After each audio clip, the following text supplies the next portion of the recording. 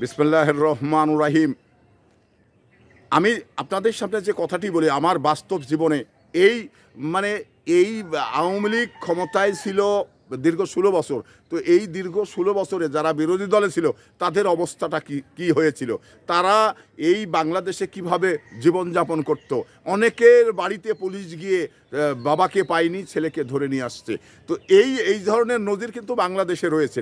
তো বাংলাদেশের যে রাজনীতি, বাংলাদেশের যে রাজনীতির আইন, সে আইনটা যদি সরকার ফলো করে তাহলে কিন্তু ভালো লাগে। কিন্তু এই যারাই যেভাবেই ক্ষমতায় যান, গণতন্ত্রকে বিপন্ন করেন, গণতন্ত্রকে ভুলণ্ঠিত করেন। তো আমরা এ দেশ 30 লক্ষ মামনের রক্তের বিনিময়ে আমরা এই দেশ স্বাধীন করেছি, আমরা গণতন্ত্র খুঁজে পেয়েছি। তো সেই গণতন্ত্র যখন যে সরকার আসবে তার মতো ব্যবহার করবে, জনগণের প্রতি যে অত্যাচার নির্যাতন বেড়ে যাবে, এটা কিন্তু এই বাংলাদেশে জনগণ হিসাবে আমরা কামনা করি না। কারণ যেই ক্ষমতাই থাকুক, সেটা হলো যে ভালোভাবে এই দেশটাকে সামনের দিকে নিয়ে যাবে এবং দেশের মানুষকে ভালো রাখবে, এটাই তো আমাদের প্রত্যাশা।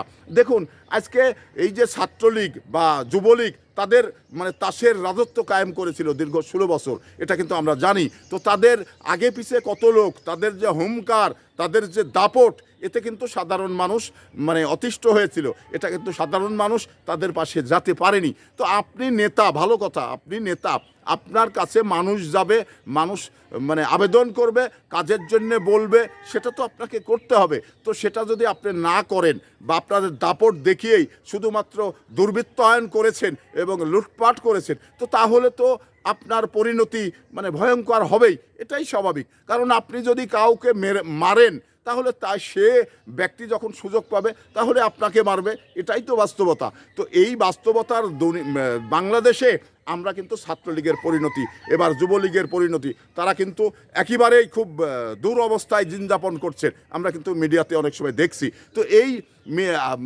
আপনার সবেমাত্র 2 বছর হলো আওয়ামী লীগ পতন হওয়ার, 2 বছর প্রায় হলো।